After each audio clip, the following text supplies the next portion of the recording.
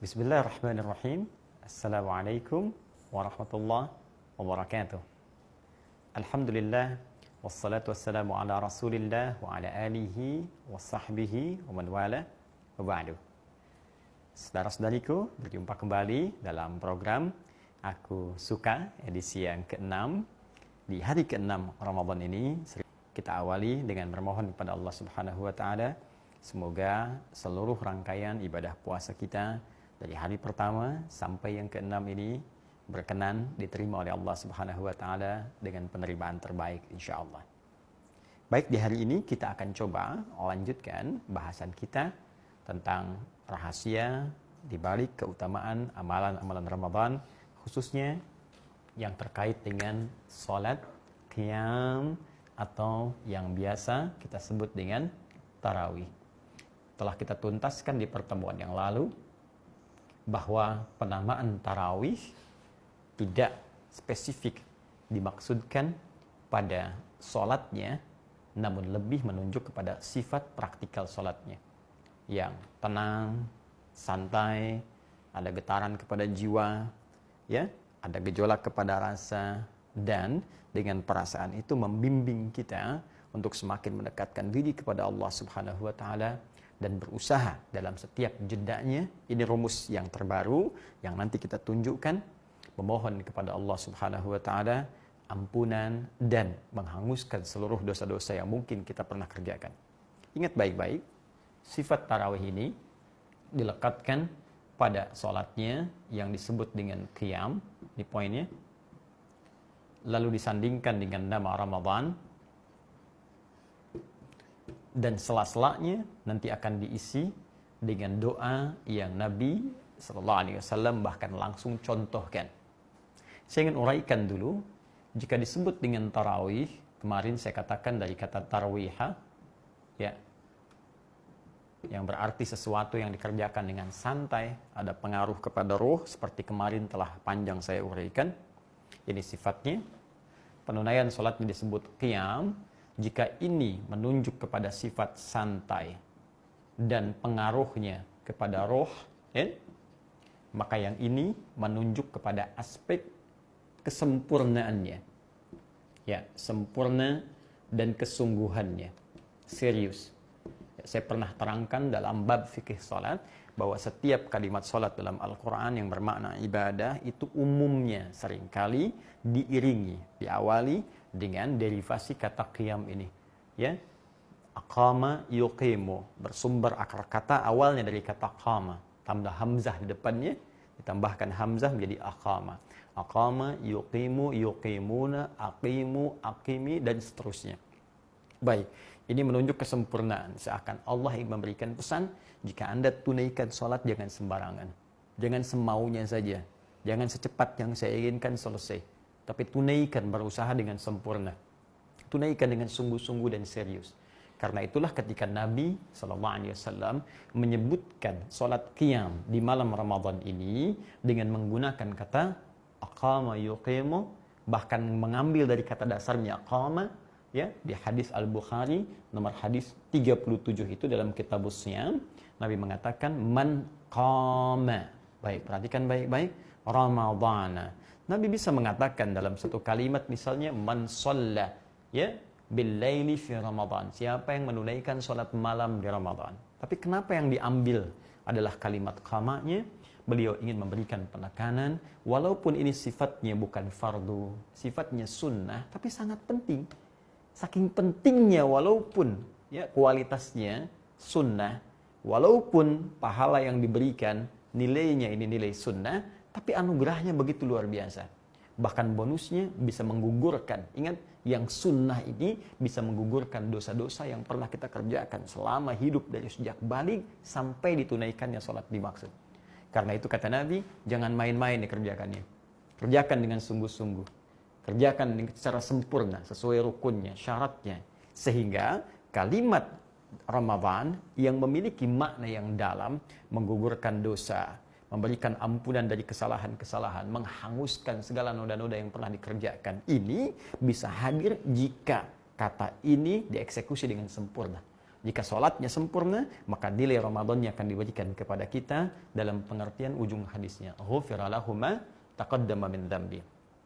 Karena itulah, ada yang sangat menarik, bahkan di sela-sela dalam penunaian sholat qiyam ini, ketika salam pada bagian yang pertama, ingin kemudian lanjut bagian kedua lagi, di sela-selanya, Nabi memasukkan satu ajaran kepada kita berupa doa yang spesifik, doanya dikaitkan dengan permohonan ampunan dosa dan penghapusan kesalahan.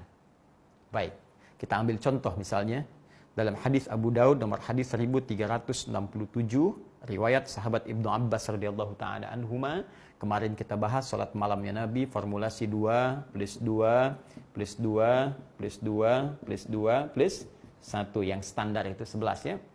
Ada yang 443. Kalau mau tambah juga silahkan. Dalilnya sudah saya sebutkan. Hadis-hadis tersambung isyaratnya kepada Nabi, kemudian disepakati eksekusinya oleh para sahabat dan ijma' pada saat itu. Sekarang kembali ke sini.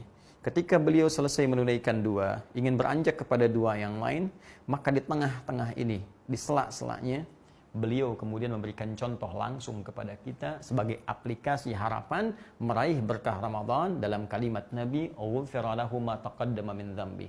Akan diampuni dosa-dosanya oleh Allah dari yang lalu-lalu yang pernah ia kerjakan sejak balik sampai seketika dia itu sholat. Apa doa yang dimohonkan Nabi? Singkat, padat, tapi begitu mengena. Allahumma innaka afuun tuhibbul afwa fa'fu anni. Allahumma innaka afuun. Allahumma innaka afuun. Kalau Anda ingin masukkan sifat karim boleh, innaka afuwwun karim boleh, sifat Allahnya karim dimasukkan di situ. Kalau Anda ingin kembalikan ke redaksi asal tidak ada masalah. Allahumma innaka afuwwun tuhibbul afwa fa'fu anni. Tuhibbul afwa fa'fu anni. Baik. Allahumma innaka afuwwun.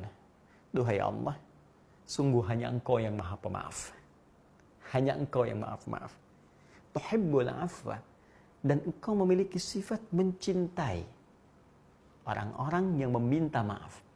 Mencintai sifat maaf. Mencintai hamba-Mu yang memohon pemaafan. Ya fa'fu anni. Maka dengan sifat-Mu yang pemaaf itu, dan Engkau pecinta segala yang minta maaf, maka dengan itu hamba mohon ya Allah pemaafan dari-Mu. Maafkan segala salahku. Maafkan segala dosa-dosa yang pernah aku perbuat. Masya Allah. Indah sekali. Ya, dan ketika Anda menyebutkan satu doa dengan sifat Allah dari Al-Asma'ul Husnanya, itu diisyaratkan di Al-Quran, surah ke-17, ayat 110, sebagai bagian doa yang mendapatkan isyarat langsung dari Allah untuk segera cepat diijabah. Bahkan Allah sendiri yang mengatakan, Qulidu Allah. Jika Anda ada persoalan dalam kehidupan, panggil nama Allah. Sebut namanya. Awid Ar-Rahman. Atau sebut Ar-Rahman. Atau kalau ingin spesifik, ya, ayyamma tad'u falahul asma'ul husna. Kapanpun Anda ingin menyerunya, sesuai dengan kebutuhan Anda, demikian cara memahami tafsirnya, sesuai dengan kebutuhan Anda, maka silahkan panggil Allah berdasarkan nama terbaik sesuai dengan apa yang kita butuhkan. Jadi Allah sudah melekatkan pada dirinya sifat, nama-nama terindahnya sesuai dengan kebutuhan kita. Butuh rizki, Ar-Razzaq. Sebut ya Allah ya Razzaq, Allahumma ya Razzaq. Ya, kita butuh ingin disembuhkan ya Allah ya Syafi, Allahumma ya Syafi. Ya, di sini konteksnya kita ingin memohon kepada Allah, ya Allah, saya merasa banyak salah. Saya mau minta ampun, saya mau minta maaf ya Allah. Minta kepada Allah. Maka Anda sebut dengan namanya, Allahumma innaka afuwun al-afu. Bukankah Allah punya sifat al-afu? Memaafkan semua kesalahan-kesalahan, Maha mengampuni semua dosa-dosa. Bahkan di Al-Baqarah ayat 286 itu kita mengatakan fa'fu anna. Ya, fa'fu anna waghfir lana warhamna anta maulana fansurna 'alal qaumil kafirin. Maafkan kami ya Allah. Al-'afw. Ya, Masya Allah. Nah, ini poinnya. Jadi ketika kita menyebutkan Allahumma innaka afuun, tambah dengan sifat asmaul husnanya, Karim misalnya.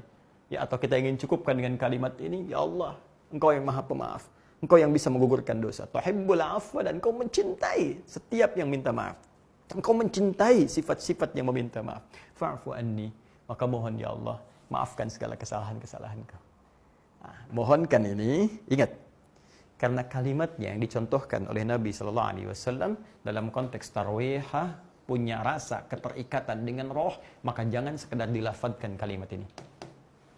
Tapi bacakan dengan rasa yang tinggi sehingga ada koneksi antara yang dilafadzkan dengan yang dirasakan dalam roh kita. Ya, bagaimana caranya? Sederhana. Setiap Anda mengucapkan kalimat ini di salat tarawih sambil diingat-ingat kesalahan apa yang Anda ingin minta diampuni, dimaafkan itu. Ya. Saya datang pada Anda, saya katakan saya minta maaf kalau saya salah. Ya, tentu saya akan berpikir saya pernah salah apa sama kawan ini. Ya, nggak akan tiba-tiba ujuk-ujuk kita datang, nggak ada apa-apa, nggak pernah kenal orang. Anda baru kenal orang di jalan, Assalamualaikum, maaf ya kalau ada salah. Mustahil. Ya, tapi orang bisa mengucapkan, saya minta maaf. Tentu ada singgungan sebelumnya. Ada persoalan-persoalan. Nah sekarang ketika Anda mengatakan, ya Allah maafkan saya. Kalau ingin menjadikan kata-kata itu, memberikan kesan kepada jiwa, maka sambil kita rasakan, Anda punya salah apa sama Allah? Salah sholat itu yang selalu ditinggal. Salah, gak pernah merasa berinteraksi dengan Al-Quran. Salah, selama ini jauh dari Allah, jarang baca Al-Quran. Salah, selama ini perangkat tubuh dipakai berbuat maksiat. Maka ketika kita bacakan kalimat ini, Allahumma innaka afuwun tuhibbul afwa fa'fu anni, rasakan dalam jiwa kita kesalahan apa yang kita perbuat, tundukkan hati kita dengan khusyuk, mohon kepada Allah sampai memiliki getaran dalam jiwa kita, roh kita. Ketika menetes air mata itu dengan mengucapkan fa'fu anni, maka seketika itulah kalimat Nabi berlaku untuk kita. Ghufira lahu ma taqaddama min dzambi. Maka diampuni seluruh dosa-dosa yang pernah ia kerjakan saat ia berbuat salah itu pada detik ia memohon ampunan kepada Allah Subhanahu wa taala. Ini rahasianya. Ya, penggunaan kalimat qiyam dari kata qama disatukan dengan kata Ramadan untuk memberikan ampunan, ditegaskan dengan kalimat ghufira lahu ma taqaddama min dzambi untuk memberikan jaminan, tapi semuanya mesti ada koneksi kepada roh, dikenal dengan tarawihah, ditunaikan secara santai, dijamakkan dengan tarawih. Kalau sekali diberi kesempatan, 2 rakaat belum diampuni. Ya, 2 rakaat juga belum juga. 2 rakaat juga belum juga. Kalau sudah 11 rakaat, kita belum bisa pengen diampuni juga. Berapa rakaat lagi yang dibutuhkan untuk kita minta ampun kepada Allah Subhanahu wa taala? Kalau rakaat pertama, 2 pertama belum khusyuk, coba di yang kedua. Sebelumnya belum juga, coba selanjutnya. Coba selanjutnya sampai Anda merasakan kenikmatan dalam memohon ampun kepada Allah Subhanahu wa taala. Sekarang hari ke-6, nanti malam ke-7. Belum menangis di malam ini, malam ke-8 menangis. Belum menangis malam ke-8, malam ke-9 mengalirkan air mata. Belum juga malam ke-10. Malam ke-11 belum bisa mengalirkan air mata juga, maka tangisi diri Anda yang belum mampu menangis pada saat itu. Maka dengan izin Allah Subhanahu wa taala, salat ini akan terasa nikmat, bahkan dengan itu kita tak terasa sudah berapa rakaat kita tunaikan. Itu poinnya. Nah, sekarang jika ada yang bertanya, Ustaz, saya tunaikan salat tarawih ini apakah setelah Isya langsung atau pertengahan malam? Kalau saya tidur dulu, bukankah namanya nanti tahajud, bukan tarawih lagi? Ini yang mau saya ingin detilkan sejenak. Ya, teman-teman sekalian, fokus ini. Qiyam itu nama umum. Ya, bagi semua sholat yang ditunaikan, qiyam. Kalau kita katakan sholatnya di malam hari, maka kita katakan qiyamul lail. Pernah dengar ya istilah qiyamul lail? Kalau di tulisan Latin kan begini. Qiyam, ya, al-lail, qiyamul lail. Ini kan asalnya begini, qiyam al-lail. Ya. Qiyam itu bangun, sholat, kan? Al-lail itu malam. Ya, karena itu saya sering katakan turunan kata lail itu maknanya malam. Ya, jadi kalau ada lail, layali jamaknya. Lili, lela, itu malam. Ya, jadi ibu lela, ibu malam-malam. Kita hapus sebentar. Nah, ini kalau kita turunkan seperti ini. Qiyamul lail, saya turunkan ini ke bawah. Nah, sholat yang ditunaikan pada malam hari. Batasnya setelah menunaikan sholat Isya. Jadi sholat Isya dulu, baru kemudian sholat sunnahnya, tunaikan qiyamul lail ini. Nah, lail, saya turunkan, supaya kita paham dulu ya. batasnya dari mulai ba'da isya malam sampai menjelang fajar. Nah ini. Ya, jadi ini fajar, subuh. Kalau sekarang di Bekasi jam 4.35, ya, kan lebih. Maka ini dari ba'da isya bisa kita ambil saja ini 19.30. Al-lail terus sampai ke fajar, ini lail. Ya, ada yang kemudian menyekat dengan waktu kurang lebih 15 sampai 25 menit. Ya, jadi 15 sampai 25 menit sebelum ke fajar. Kalau kita ambil di sini misalnya jam 04, kita ambil misalnya 10 gitu ya. Nah ini disebut dengan sahar namanya, sahar. Ya, ada yang menyebutnya sampai 30 menit, waktu sahar, zamannya ashar. Di sini kita sahur. Ya, nanti kita bahas di episode berikutnya. Ini dari al-lail sampai ke sahar, sampai ke fajar. Jadi panjang sekali. Batasnya panjang sekali. Ini disebut dengan lail. Jadi qiyamul lail ini bisa berlaku antara dari ba'da isya sampai ke menjelang fajar. Kalau Anda tidur dulu di sini, terus bangun pertengahan malam. Saya mau bangun jam 2, saya mau kerjakan qiyamnya jam 2. Boleh, silahkan. Ya, Anda kerjakan jam 2 setelah istirahat dulu. Setiap sholat yang dikerjakan setelah tidur dulu, Anda bangun, itu bahasa Arabnya disebut dengan tahajjud. Ya, hajada yahjudu, kemudian tahajjada ya tahajjadu. Tahajjud sifatnya disebut dengan tahajud. Ya, tahajud. Tahajud. Ini nama saja. Jadi kalau Anda tunaikan di malam hari, setelah Anda tidur dulu, istirahat, itu namanya disebut dengan apa? Tahajud. Nama umumnya tetap disebut dengan qiyamul lail. Cuman spesifik namanya tahajud karena kita tidur dulu, bangunnya malam. Tetap masuk dalam konteks qiyamul lail. Walaupun Anda kerjakan malamnya setelah tidur, dalam konteks tahajud, tetap sifatnya mesti tarwihah. Sifatnya mesti tarawih, sifatnya mesti tenang, sifatnya mesti ada getaran kepada jiwa. Jadi ini nama saja. Kalaupun Anda kerjakan misalnya sebelum tidur, setelah isya, tanpa tidur dulu, langsung sholatnya, maka tetap disebut dengan qiyam. Qiyamul lail masuk dalam nama umumnya. Spesifik kalau tidur dulu, maka katanya berubah menjadi apa? Tahajud. Cuma masih masuk dalam konteks qiyamul lail dan sifatnya tetap ditunaikan dengan kata tarawih atau tarwihah. Kenapa saya penting terangkan ini? Disinilah mulianya Nabi Sallallahu Alaihi Wasallam dan bagaimana sifat rahmat beliau yang Allah katakan rahmatan lil alamin, sayangnya kepada umatnya. Nabi bisa mengatakan begini, misal man tahajjada fi Ramadan, siapa yang bangun tahajud saat Ramadan, ya kan? Ghufira lahu ma taqaddama min dzambi. Ya, maka akan diampuni dosa-dosa yang telah lalu sepanjang ia kerjakan dengan penuh keimanan dan keikhlasan, imanan wa ihtisaban. Mudah. Tapi kita akan kesulitan mengerjakannya. Karena setiap kita mesti tidur dulu, malamnya bangun. Apakah setiap orang terbiasa bangun pertengahan malam? Ya, itu poinnya. Tapi ketika Nabi mengatakan qama, qiyam, maka ini menjadi nama umum. Seakan-akan memberikan fleksibilitas kepada kita. Yang punya tugas ba'da isya, ada pekerjaan, boleh tunaikan malamnya nanti. Boleh tidur dulu, malam bangun. Kalau ada yang tidak kuat bangunnya malam, karena besok menyiapkan pekerjaan, khawatir terlampau awal bangunnya, kemudian sahur, besoknya malah banyak ngantuknya, silahkan tunaikan ba'da isya.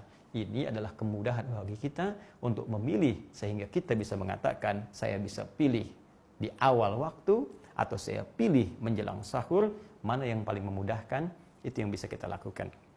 Bagian terakhir yang saya janjikan kemarin, Ustadz, situasi sekarang PSBB, ya kami banyak di rumah. Lalu bagaimana yang tadinya biasa di masjid, kemudian kerjakan ke rumah? Teman-teman tidak usah panik. Dalam Islam tidak ada satu persoalan pun yang tidak punya solusi. Dahsyatnya dalam Islam, semua masalah itu ada jawabannya. Masya Allah, semua masalah itu ada jawabannya. Baik isyarat di Al-Qurannya, penjelasan di hadisnya, ditemukan di ijma' ulama, di kiasnya. Dari dulu, udah lewat 15 abad, ada persoalan, ditemukan jawaban. Bahkan apa yang belum kita tanyakan, Nabi sudah contohkan. Apa yang belum kita tanyakan, Nabi sudah contohkan 15 abad lalu. Bukankah kebanyakan sholat tarawihnya Nabi dikerjakan di rumah? Masih ingat? Ya, Nabi kan sholat tarawih itu dikerjakan di rumah, Dan juga 3 malam dikerjakan di mana? Di masjid. Ya. Dan Nabi berkomentar, saya tidak banyak ke masjid, tidak rutin ke masjid, khawatir nanti menjadi wajib untuk kita semua dikerjakan berjamaah di masjid. Sebagai rahmat untuk kita, Nabi membagi. Dikerjakan di rumah, dikerjakan di masjid. Dan apa yang dikerjakan oleh Nabi di rumah, itu tidak berbeda dengan yang dikerjakan di masjid. Salatnya tetap sama. Ya, 2 rakaat, salam, 2 rakaat, salam. Sama saja yang kita kerjakan di masjid dipindahkan ke rumah. Dan sifat jamaahnya tak usah dihilangkan. Bukankah kita bisa berjamaah dengan istri di rumah? Ya, dengan anak di rumah? Ustaz, saya belum nikah. Ya, insya Allah sebelum kiamat kurang 2 hari Anda nikah. Coba sekarang kan Anda bisa sholat dengan kawan Anda mungkin di kosan. Gitu kan? Tapi saya sendirian. Ya insya Allah malaikat ada di belakang. Begitu waladhdallin ada amin. Yang saya ingin katakan, jangan kita ngeles dengan mencari alasan-alasan tertentu. Sepanjang bisa dikerjakan, lakukan. Maka jawabannya sangat mudah. Apa yang dikerjakan di masjid, itu tinggal kita pindahkan ke rumah karena tidak ada perbedaan dalam penunaiannya. Sepanjang hati kita khusyuk, di situ poin keutamaannya. Nah, sekarang kalau kita selesai menunaikan qiyamnya, sholatnya dengan sifat tahajud tadi, kualitasnya tarwih atau tarawih, berhentinya di mana Ustaz? Di waktu sahar ini, apakah kemudian sebelum kita tunaikan fajarnya, dan mana waktu yang paling tepat untuk menunaikan sahur sebelum kita dapat menunaikan panggilan sholat subuh berjamaah? Itu yang akan kita bahas dalam Aku Suka edisi yang ke-7, rahasia di balik kata sahur.